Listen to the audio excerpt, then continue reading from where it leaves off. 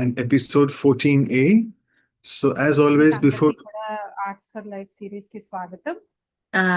Lavanya sister, you're not added yet. Not sure. Oh, okay.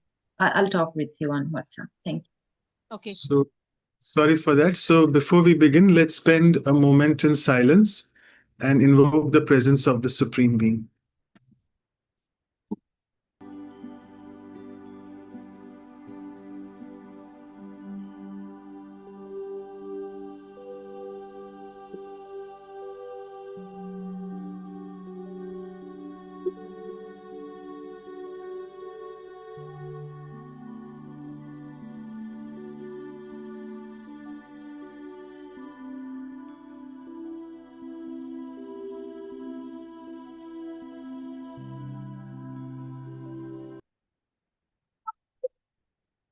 Wonderful. So, welcome all of you to the Arts for Life series, the episode on, or the talk on the art of transformation. And we have with us our very dear, sweet brother, Brother Yogesh Sharda, all the way from Turkey. So, brother, thank you so much for being there with us. And it's been a long time we haven't had a chance to listen to your elevated sharings. So, thank you so much once again. And before I pass it on for the official welcoming, let me just introduce Brother Yogesh. He's got an extensive biodata in the sense that he's basically a trainer and a motivational speaker as well. And you must say that he's also a workshop facilitator. And I must say, for almost 30 years now, he's been doing this since he's joined the Brahma Kumaris. Basically, born in Africa, Malawi, but in an Indian background, and raised up in the UK. And basically, he's really conducted so many seminars, workshops in various parts of the world, including the Europe, all the continents actually. And a few topics which he usually covers is stress-free living, secrets of self-esteem, so on and so forth. And what I like about Brother Yogesh is his very humble approach and also a very practical approach. He shows us just one or two slides in the form of a PowerPoint, and those are very effective. He takes us in a very nice facilitation mode. And he also, his training comes from the Academy for a Better World, which is in Gyan Sarovar in Mount Abu, and also at the Global Retreat Center in Oxford, England. And at the moment, currently, since many years, he's instrumental for services in Turkey, where he's currently based. So with this, I'll request Sister Claudia to please, or Sister Anu, either of them, to officially welcome. Thank you. Om Shanti. Good morning, Yogesh. It was very nice to have you in Madhuban and now have you here with us. So we are in the North Hemisphere going to a transformation from the winter to the spring. So I thought that is the perfect time to hear from you because nature is transforming and we need to transform our nature as well. So I like to welcome you with nice flowers for you, and then this is springtime. It represents our spring that you are going to show us how to come from winter and become a spring. So, Om Shanti, thank you. Yeah, so thank you so much, Sister Claudia. And again, a few housekeeping instructions. You can click the interpretation icon and choose the language which you want to listen to. So we'll have a talk first for around 40 minutes, followed by a few minutes of question answers. If you have any questions, please feel free to roll it down in the chat box to me. And also I forgot, today is the spring equinox. So it's a fantastic transition, as Sister Claudia mentioned. We are moving into the spring or other summer from the hot summers from the cold winters here in India. So over to Yogesh bhai. Thank you. Thank you, Claudia. Also, thank you, Manoj. And yes, it's the spring equinox. It's also the Nowruz or Nevroz, the festival in this part of the world. And I believe yesterday was also the International Day of Happiness. So all of these factors coming together to make this quite a meaningful day. So when I was offered this topic of transformation, then it reminded me that one of our slogans, which we've had for many years, is that when we change, the world changes, or self-transformation leads to world transformation. So the whole focus of our study, all our efforts, is on personal transformation. And we know that that is the most challenging thing, but yet also it is the most rewarding thing to do. Let's have a look at these words, change, and also the word transformation. Now, change is something which can happen in increments. Change can be simply adjusting your behavior, but transformation is a fundamental evolution of your identity. It is something much deeper than simple change. Think, for example, of the caterpillar. Change could mean eating more leaves, growing bigger and growing faster. Transformation is what happens inside the cocoon, and that is where the caterpillar transforms into a butterfly and also develops new abilities, develops the ability to fly, for example. Change in a room could perhaps be simply rearranging the furniture. A transformation is getting new furniture and maybe throwing the old one out, and perhaps also restructuring the room. One can change into something else, but there is also the possibility of changing back. But when there is transformation, it's a one-way street. There is no coming back to what you were before.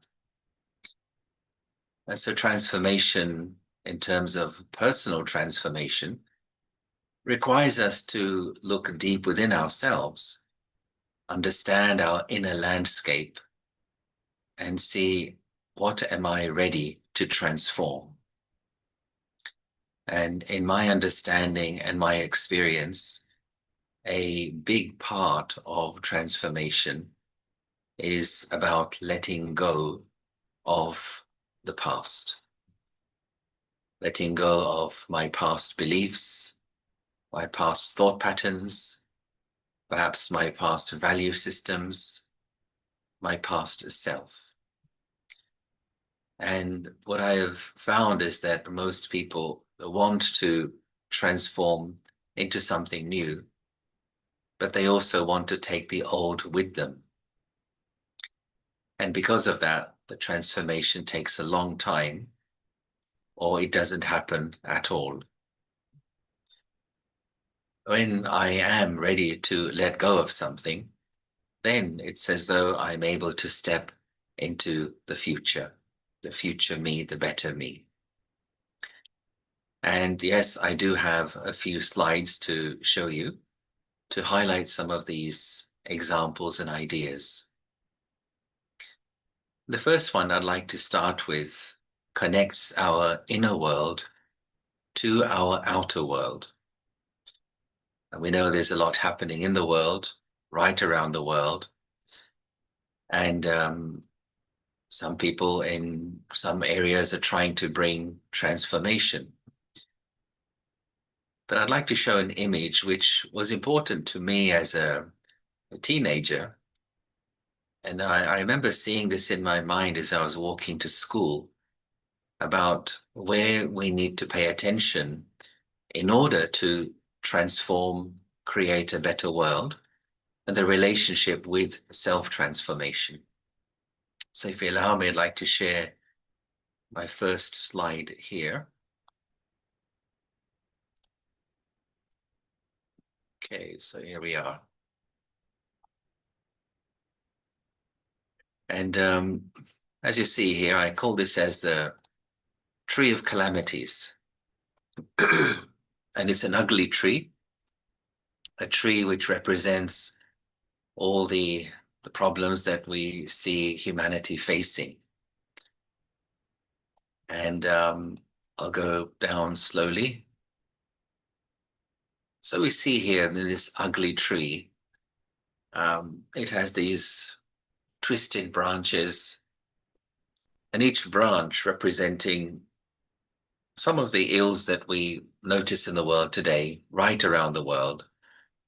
You can see this political turmoil, social unrest, wars, terrorism, unemployment, racial tension, famine, economic crisis, environmental pollution, and the list goes on. And so what I saw when I was walking to school that day was that people were trying to cut down these branches, largely by throwing money at these problems and perhaps having meetings, conferences, and get-togethers, which is great. It's great to address. But at the same time, once you cut off a branch, then after some time, it will begin to grow again, which is what we have seen time and time again. And so this was really change, not transformation. It was bringing about some kind of temporary change, but not really a long-term solution. It was more about dealing with the symptoms rather than the causes. And what spirituality was teaching us is go below the surface. Why does this tree of calamities exist? And where should we focus our attention? Why is self-transformation important? And the root causes of all of these things are these things here. Hidden below the surface are these energies. And when our behavior, activity, is driven by these energies, then we create the tree of calamities above the surface. And we're driven by possessiveness or territorialism, as you see, anger or attachment, greed, etc. That's what gives rise to this tree of calamities. So these are the roots of the tree, and the seed is ego. And that manifests as the attitude that I am right and you are wrong. Whether this is between two people in a house or two people in an office or in any context. So self-transformation, why is it important? Because it's a contribution not just to me improving myself, me improving my relationships, but also it's a contribution towards helping the world to improve. And that's one of the motives I use for myself when sometimes I may feel a little disoriented. I remind myself, why should I work on my own transformation? It is the best thing I can do in terms of contributing towards helping humanity to move forward. There is a connection between the inner and the outer. I don't simply want to adjust some surface behaviors, but spirituality is asking for a fundamental evolution of identity. Now, let's look at this in stages. Why would a person not transform? Even though we may know theoretically it's something good for me, it is what I should do, but why might I choose to stay in the comfort zone? And so one of the reasons for that is because the zone immediately adjacent to or next to the comfort zone is the zone which includes anxiety, fear, tension, nervousness. And that is the fear zone. So let's look at this. So when we are in our comfort zone, we feel safe and in control, and there is no pressure on us to do any kind of transformation. And if we step a little out of that comfort zone, we begin to experience fear. And we've all experienced that in different contexts. And when that happens, we want to find excuses to return to our comfort zone. And we allow ourselves to be influenced by other people's opinions, where they may tell us, well, you don't look so good. You need to go back to your comfort zone. Go back to the way you were. And we may also experience lack of self-confidence. Will I be able to do it or not? So the vast majority of people entering the fear zone, they then do a 180 and go back to the comfort zone. So transformation doesn't happen because I may lack the courage to face discomfort, to face the fear. But if I have the courage to pass through the fear zone, then I will enter into the learning zone. And it's important to know this, that the fear zone will not last forever. It is part and parcel of the journey towards reaching fullness or wholeness. And as you enter into the learning zone, what is happening is you are acquiring new skills, new talents, new abilities to be able to handle what you could not handle before. You have the ability to deal with the problems, the challenges which come up. In other words, your comfort zone is expanding. That which you were uncomfortable with before, now you find quite comfortable. And furthermore, as you continue to evolve and move out of that learning zone, you enter what I would prefer to call here as the thriving zone, stated here as the growth zone. And that's really where your wings are fully open. You're living your dreams. You feel your potential is being fulfilled. And you found your purpose. You found your raison d'être, as it were. And that's the journey of those who deep down want to transform. And it's important to have this kind of context because sometimes, when you don't have context or a full picture, you may think your current reality is the only reality. It's like a child who doesn't understand there are stages of growth that you pass through. So too, we will experience some trepidation, fear, lack of confidence, but it won't last forever. So courage is a necessary component or companion in the journey of transformation to reach my wholeness. So that's one side of the comfort zone. But then the question arises, what happens if you stay too long in the comfort zone? Is there a price to pay? Is there a dark side of the comfort zone? Welcome to the dark side. Let's see what happens if you stay too long. Well, we've looked at this side, fear zone, learning zone, etc. What about the other side? Well, Staying too long in the comfort zone also comes with a price. And that is that one will then slip into what we may call as the complacency zone. And that, as you see here, is where you take things for granted.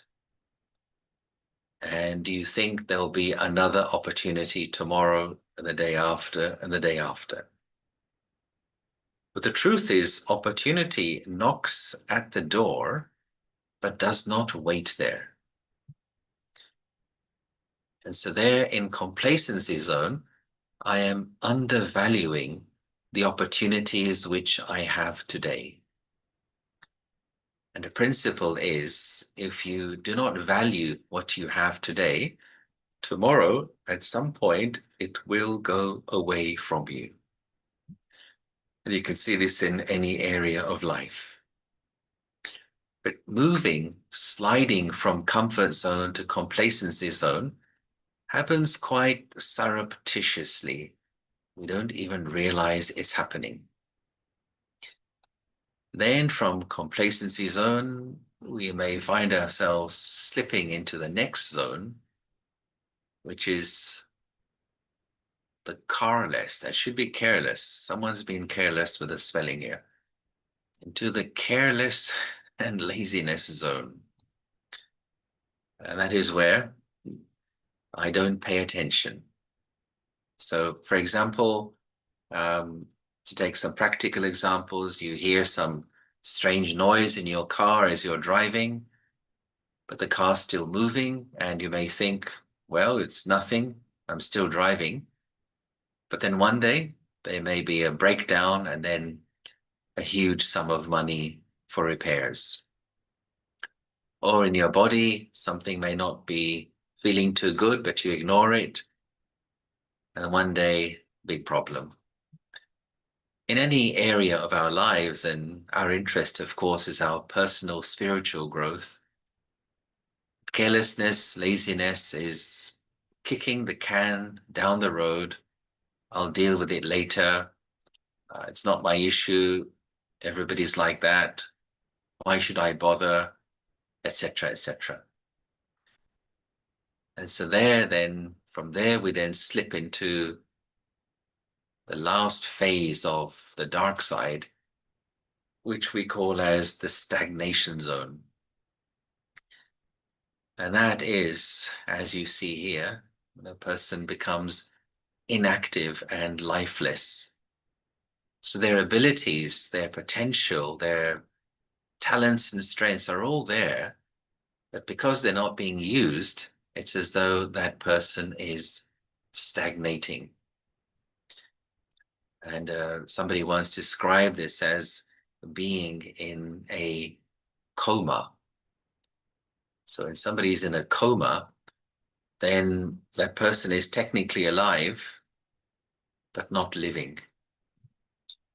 The body is alive, the vital organs are perhaps being supported even by life support machines, but that person is not living, not enjoying life.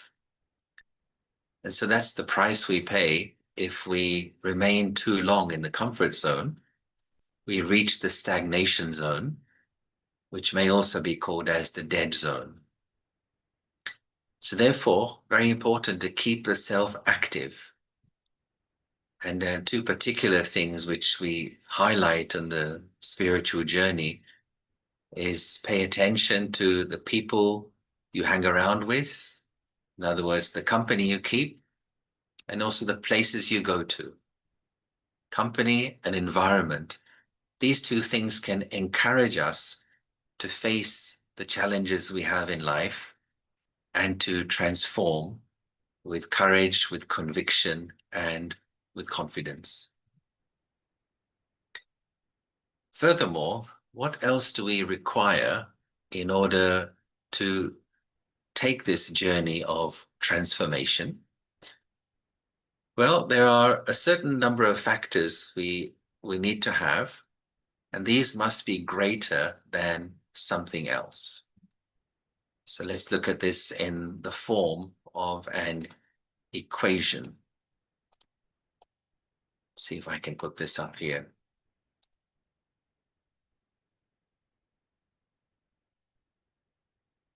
So I did enjoy physics and chemistry, hence I like to use some of these analogies.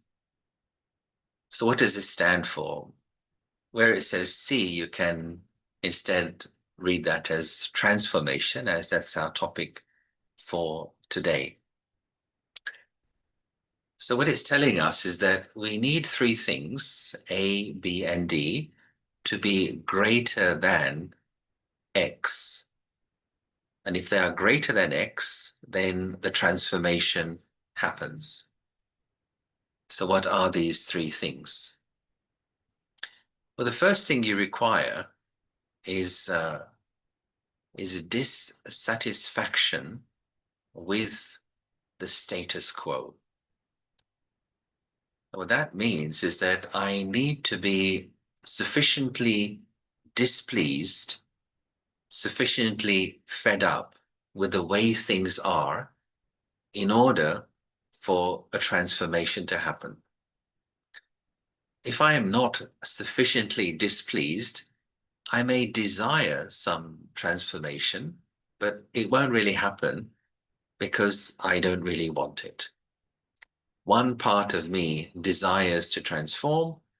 Another part of me is saying, oh, it's too much work. It's okay. I'll manage. I can tolerate it.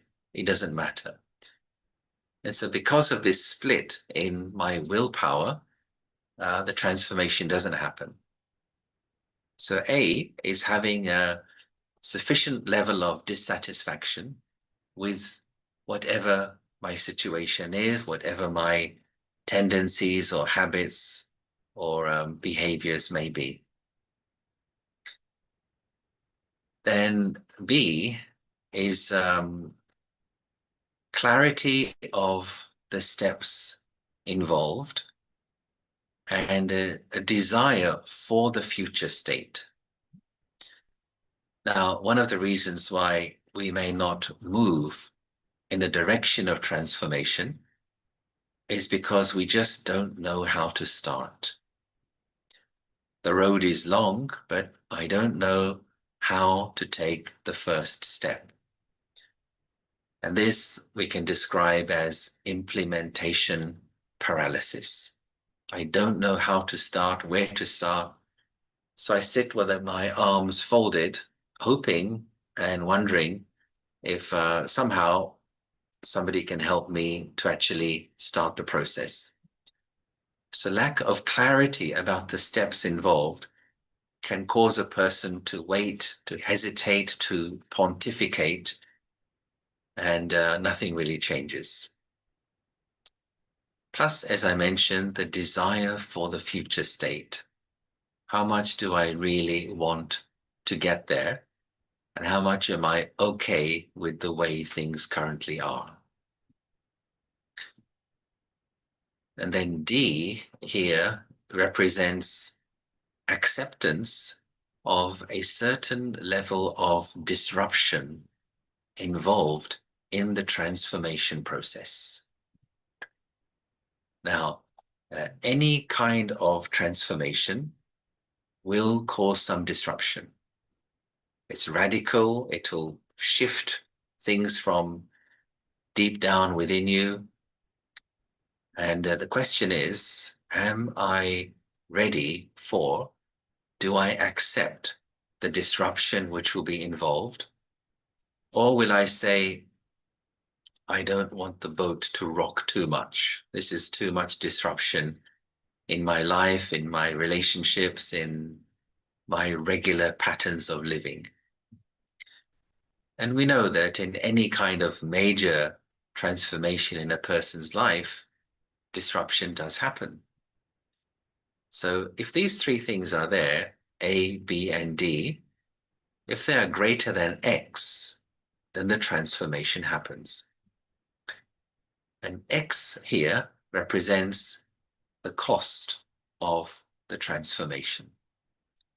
In other words, what you have to give up forever, what you have to let go of and put into the past. If X is greater than A, B, and D, then my hope for transformation remains as a hope. My wish remains as a wish. It will not become practical. And so there it's like a mirror to look at my own self and see if I desire transformation, but nothing is really happening, what is missing? And I would seek to say that probably a big part of it is I do not want to let go of something. I want the new, but I want to take the old with me. And therefore, it becomes a very laborious and irksome process. It takes a long, long time for that to happen. Let's look further at what else we require in order to make this transformation happen. Now, here is a person who, again, has lots of ideas for some kind of transformation. And each one of these arrows represents an idea. I need to do this. I want to transform this in my life, transform the other, maybe something in my job, my relationships, my health, my social circle, etc., etc.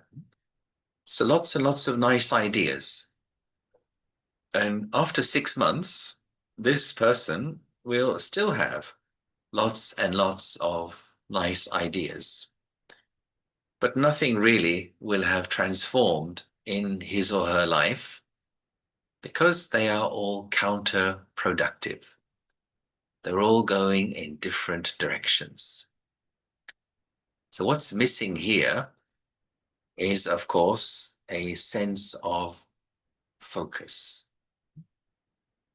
Focus is necessary to get you through the challenges which come.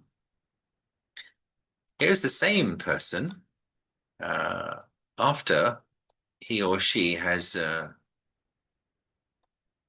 been around and attending these wonderful sessions which our team puts on. And as you see, this individual is now racing towards success. Success in this context is personal or self-transformation. And each of these arrows has now been magnetized. Each of these arrows is now moving in the same direction. And the reason for this is because of this one large arrow which you see passing right through this individual. And what does that one large arrow represent? It represents having a clear aim. It represents being clear about your sense of purpose. When you are clear about why you are doing something, why you should do something, why you want to do something, that sense of clarity of purpose, that sense of clarity in your aim will naturally enable the mind to become focused. And when the mind is focused, it will generate this energy of determination and motivation. And where there is determination, there is success. And as we study, determination is the key to success. So aim or purpose, leading to focus, leading to determination and motivation, leading to success. And I find this very useful for myself. And as I was mentioning earlier, whenever I may feel disoriented, I come back to this question: Why am I doing this? Whatever that thing may be. What is the aim here? What's the purpose? What am I trying to achieve? And when I've got that clear in my mind, then it just helps all the energies of the mind to become focused. And so I think an important question for each person is this: what is my purpose? Why am I doing what I am doing? And this question takes you to the very DNA of your soul. It takes you to the engine room of your soul.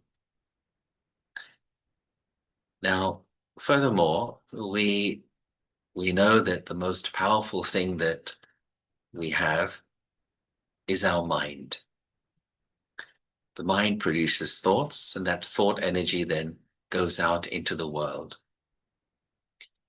And whenever we think uselessly, wastefully, or negatively, we are simply creating roadblocks for our own growth and our own transformation. If you find yourself in a difficult or impossible situation where you can't transform perhaps a relationship or a situation in your workplace or any area of your life, where should you start? There are so many things which are out of your control. What is in your control is your vision. I'm hoping you can see this. It tells us that, let's take this out of the way. If you change the way you look at things, the things you look at change. Now, let's just allow that to sink in for a moment. If you change the way you look at things, the things you look at change. This is the power of the mind. The way the mind is looking at something has an impact on that very thing. This is the power we have in our own hands every day. In any situation, whatever situation I may find challenging, difficult, a dead end, a cul-de-sac, let me ask myself, can I change my vision and ask myself, how can I grow through this? What is this situation teaching me? What is the lesson for me here? What is the hidden gift which life is offering me, which may be badly wrapped? So when I change my vision towards a situation, the power of my mind will help that situation to also change. This is quite astonishing, the power we all contain within our own minds. So there we must pay attention not to exacerbate a situation by continuing to chant the mantra of problem, difficulty, impossible situation. Each time I think that, I'm simply adding another layer of bricks to that wall of difficulty. But changing my vision of the situation, or even of a person, is the first step towards the situation or the relationship itself changing. Now, in all of our lives, we have people who we find easy to get along with, and perhaps one or two people who we find a little bit challenging. And those seem to be professional button pushers who just know the art of irritation. So what to do? Change my vision.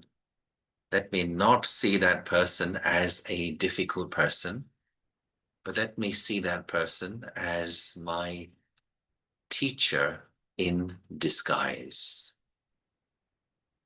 So one particular individual may be your tolerance teacher. Another person may be your patience tutor. Another one may be your personal humility trainer. Change your vision of the difficulties you have, and just see how that positive, constructive, productive energy you're giving to that situation will change the situation and the attitude of that person towards you. This is really what spirituality is about. It's reminding us you have all the power you need, simply learn to use it. Now, let me just come to the last little slide, which again highlights the relationship between our outer and our inner worlds. Again, highlights really why all these things are so important. Let's say this here represents your personal world. And that means the people in your life, the places you go to, the surroundings that you have. How come your world is the way it is? Well, the reason is because of the actions and the behavior you have done in the past. So even a few years ago, maybe you chose to work in a certain company. So the people in that company are part of your life, your world. Maybe you chose to live in a certain town or country. So those people are part of your world. Perhaps you chose to marry some person. So that person's family became part of your world. So actions and behavior of the past have created my current world. And the question comes, well, why did I choose to do certain actions or behaviors? What was influencing my choices and decisions? That is largely because of your inner state, your sthiti, or your emotional landscape. And I find most people are driven by the way they feel about things. I do believe human beings are emotional beings well before we are rational beings. People in history have done amazing things because they felt very strongly about something, and have also done terrible things. So our emotional state is influencing our choices and decisions and actions. Okay, so why do you feel the way you feel about things? Well, that is connected to how you see things, your vision of things. So, simple example, do you see the glass half full or do you see it half empty? Do you see opportunities or do you see, well, nothing to see here? And every single day, our vision is influencing how we feel about things. So why do people see the same thing very differently? Where does vision come from? Well, that is connected to your attitude. Your attitude is your thought patterns. Your attitude also contains your personal value system. What you consider to be valuable and important, and what is less valuable or less important to you. And when attitude shifts, when your inner value system shifts, then of course the way you see things begins to shift. Then you come to the very center of your inner universe. And here is what I would say is the most important word in any human language. And it is the word awareness. This is where the whole process starts. Whatever information you put into your awareness will influence your attitude, will color your vision, will determine your inner state, will drive your actions and behavior, and will create your world.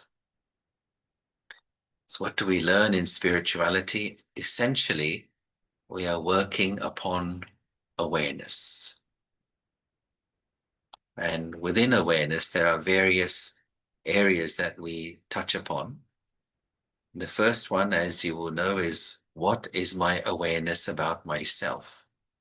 What information have I placed in my awareness with regard to personal identity?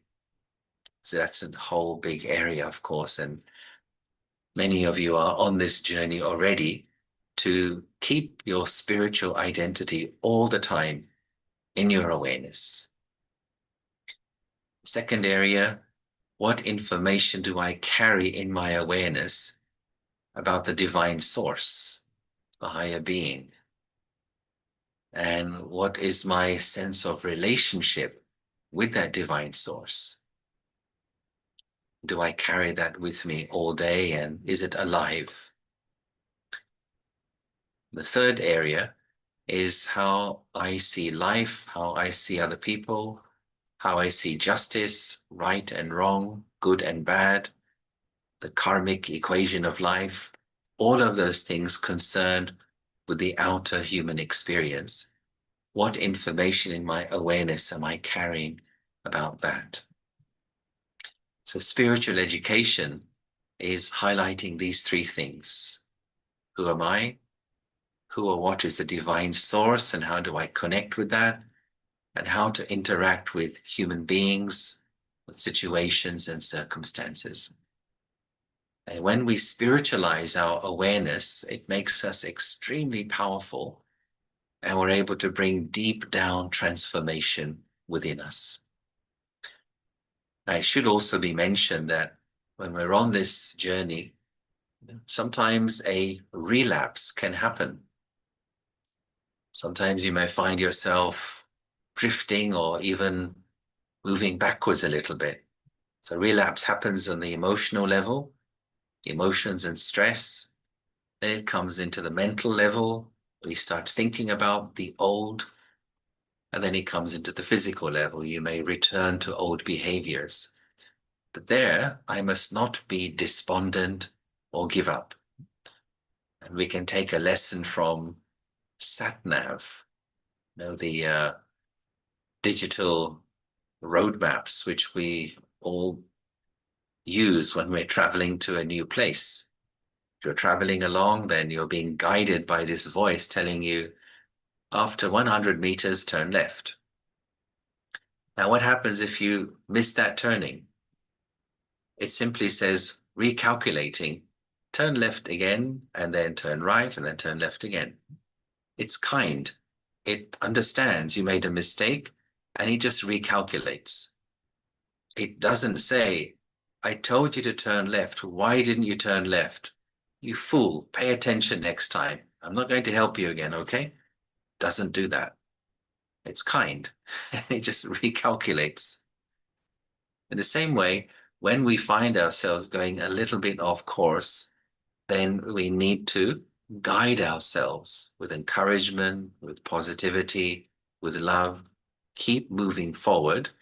Do not get stuck even in our inaccuracies or mistakes. Be a good coach to yourself. Be a good guide to yourself, and reach the destination with joy, with happiness, with love. Enjoy the journey. So let me stop there. Thank you. Okay, thank you so much, Brother Yogesh. It was really very, it was nice to hear so many different aspects and going through all those charts of comfort zone. And I remember this equation very well. You had shown it us many times in the past as well. But I was wondering, can we make it AID, aid? A is the acceptance, I is the implementation paralysis, and D is the dissatisfaction. So it's easy to remember. Well, so each to his own. Okay, so as we were just discussing about the spirituality, and a question popped up in the chat box immediately. It's about a newcomer or new beginner who started the regular Raj Yoga meditation course. He says, I try to get up in the morning. I sort of get up the Amrit Vela, the early morning meditation. I practice all those disciplines of a Brahmin life, so-called the Brahmin life, the spiritual life, we must say, for people who don't understand the Brahmin word. But I don't see any transformation. He didn't say change, as you rightly mentioned, the difference between change and transformation. So he said it's almost been more than a year.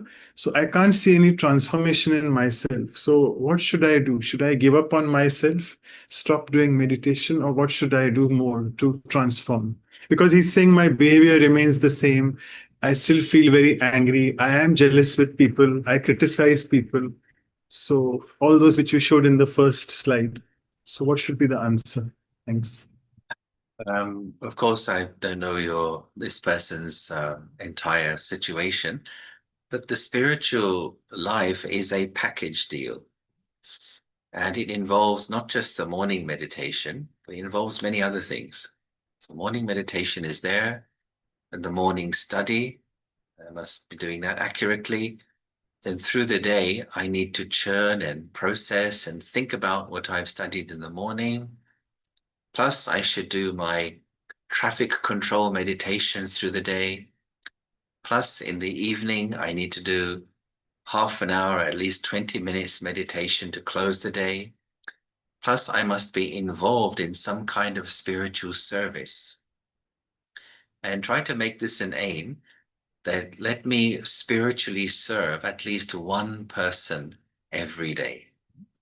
So if you're doing the whole bit, the whole package, then it cannot be that there'll be no progress. So first, let me check, am I doing all of these things? And definitely, if there's honest effort being made, progress will come. Also important to know, some tendencies, some sanskars change more quickly. Some take some time, and one or two may take a long time. Just like any recovery from any kind of illness takes time, so too I must not give up, must not become disheartened, mustn't become upset with myself, but just check I'm doing everything accurately, and for sure, progress will happen. Fantastic. Okay, so we have very less time, but I'll take one more question in the interest of time. So in the spiritual teachings here at Brahma Kumari's, we have someone called one of our first founding fathers was Brahma Baba, and followed with him very closely was we call her Mama. Jagdamba Saraswati, very fondly we call her Mama. So she used to say, and it came in the spiritual teachings in the morning class as well, not today, usually it comes, that the step towards transformation is realization. In Hindi, we say parivartan, and before that, mehsoos tha. It's an Urdu word actually. So, do you want to touch upon this realization that what role realization plays in the steps towards transformation? Because you showed us a beautiful chart of purpose. Purpose is first, then you need to focus on that, and then determination and motivation leading to success. So, what is the role of realization in transformation? You could see it in two ways. One is realization, where I realize my attitude or a certain behavior is not right, and I need to change it. Realization means I recognize one of my blind spots, which I could not see before. So examples could be, I realize why I have a bad relationship with so-and-so. It's because I am so judgmental, and this person gets affected by my judgmental attitude. Realization could be, perhaps, this is what I used to do, I put a lot of pressure on myself. That makes me feel heavy. Now I realize that this is not the right thing to do. Realization could be, maybe I am overcritical of someone, and this turns people away. So realization of a wrong behavior trait, realization of what I shouldn't do, then I begin to transform myself and work on it. So that realization helps to bring transformation. The other aspect of realization is the realization of bringing a spiritual lesson to its fullness. So for example, we even take the simple lesson, I am a peaceful soul. Now, this could just be a thought, an idea, but if I really practice it, experience it, it leads to the realization where there's the experience, the deep experience that I am a soul. I've realized it. Not just I know it or accept it or believe it, but I've realized it. A realization of this sort leads to an explosion of energy and enthusiasm, which causes a person to transform quickly. So these are the two pillars of realization. Great, fantastic. So putting into practice the points of knowledge which I listened to, just merely churning, oh, I am a peaceful soul, but not putting into practice won't help. Fantastic. Thank you so much. So I'll now request Sister Anu to please propose the vote of thanks and the announcements. Thank you. I think it's Sister Claudia will propose. I'm so sorry, Sister. Thank you, Sister.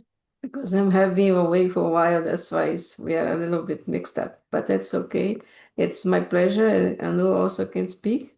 It's my pleasure to hear from you, and Yogesh. It was very nice to see how you put all the zone, so that way we can actually later to look into that very clear to see where am I, and then go through that formula.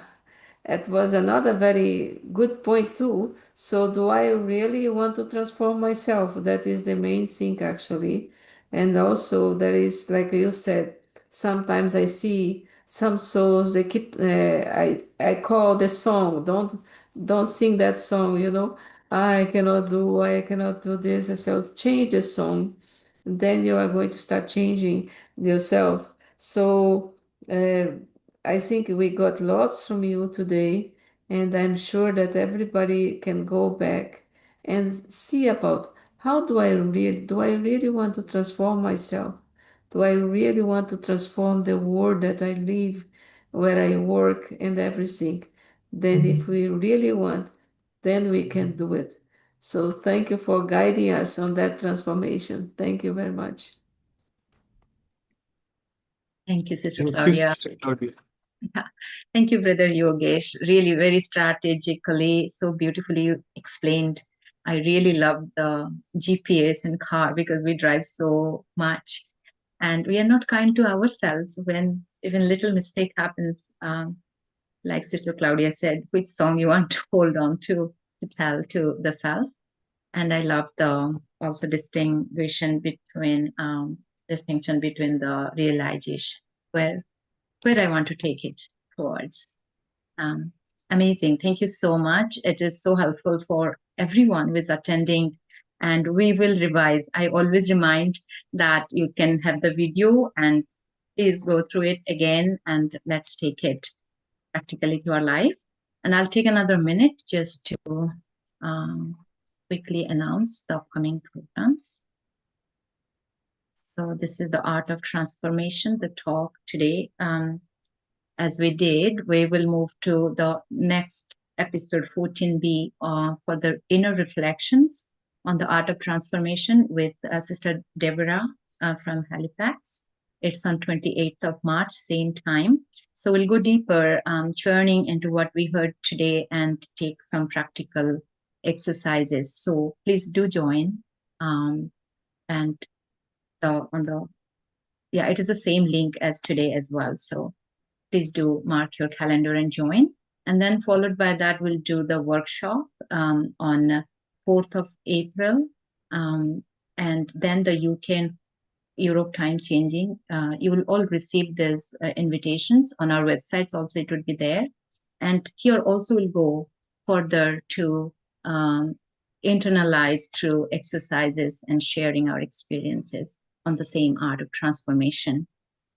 And also wanted to mention the book, Values for Life series, Volume 1 is out. And thanks to the tireless team who worked behind. And if you want to order a copy for yourself, please send us an email to either valuesforlifeseries@gmail.com or vancouver@ca.brahmakumaris.org. And further, you can find all our videos of the talks on our YouTube channel. as well as our playlist for all the talks. And check us out on our website, vihasa.in and vancouver.brahmakumaris.com. Thank you everyone. And now I think Brother Yogesh, if you can take us through a meditation. Thank you. Sorry, Sister Anu, before we begin, maybe you just wanted to have a quick photograph because people really request for that. And Okay, sorry, because- Brother Yogi, people want to be photographed. So, and then we'll go in the meditation and then exit here. Yeah, we love our spiritual photograph. All being together in one room from all over the world. What amazing thing is this technology. So if you want to be in the photograph, please open your video. Was the beautiful smile coming from within? Wonderful. I got the photograph and will share it. Thank you. Over to you, Brother Yogesh. Okay, just 1 second.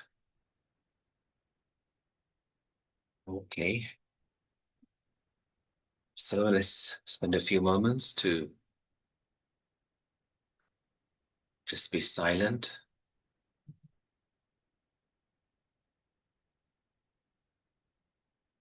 Just withdraw thoughts from the outside world. Just come to yourself.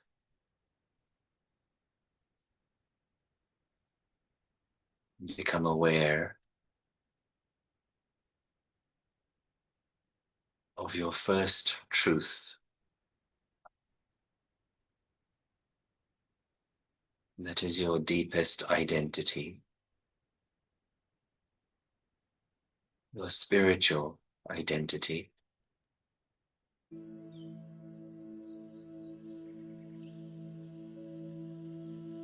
I, the spiritual energy inside this body,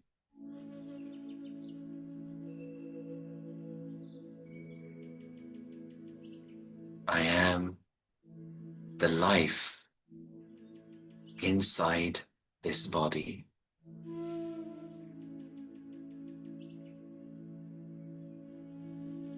I, the spiritual energy, I enable this body machine to function.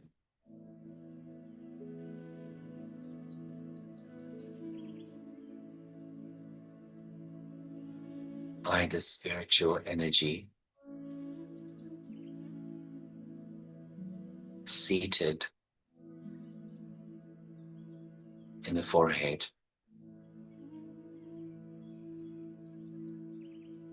the center of the forehead.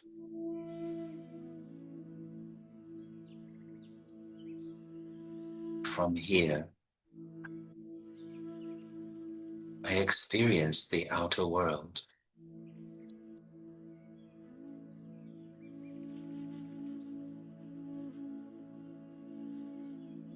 I see through these eyes.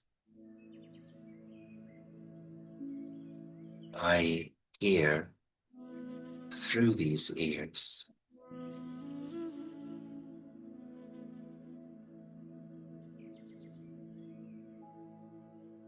I, the spiritual energy, I am eternal.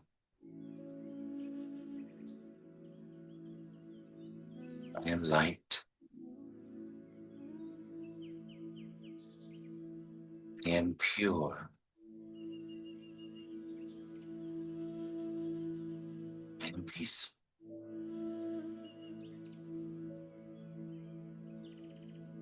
I am stable.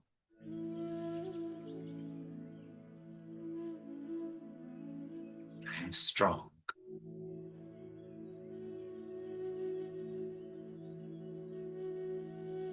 And I am free.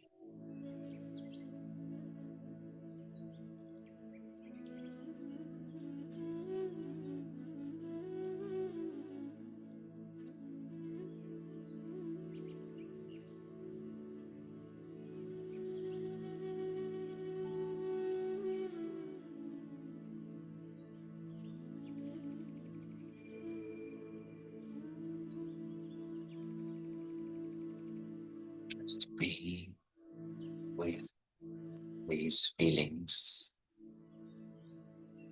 for a moment.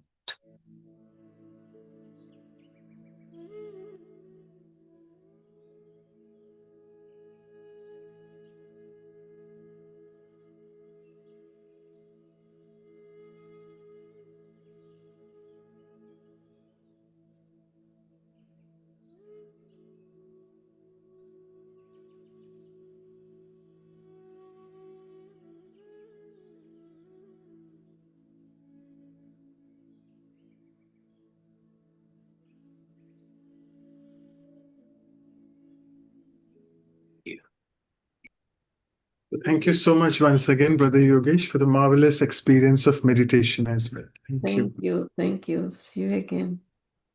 Thank you, brother. Thank you.